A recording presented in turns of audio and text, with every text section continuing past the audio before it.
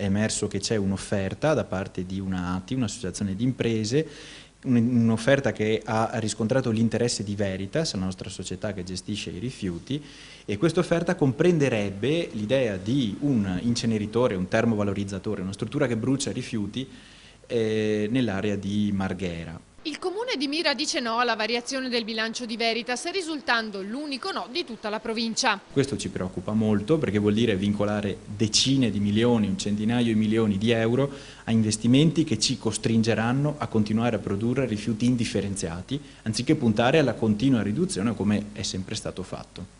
Il sindaco Maniero vuole vederci chiaro, anche perché la realizzazione di un termovalorizzatore sarebbe un passo indietro verso una cultura di raccolta differenziata che invece dovrebbe prendere sempre più piede. Noi già abbiamo preparato un accesso agli atti perché chiediamo prima di tutto chiarezza.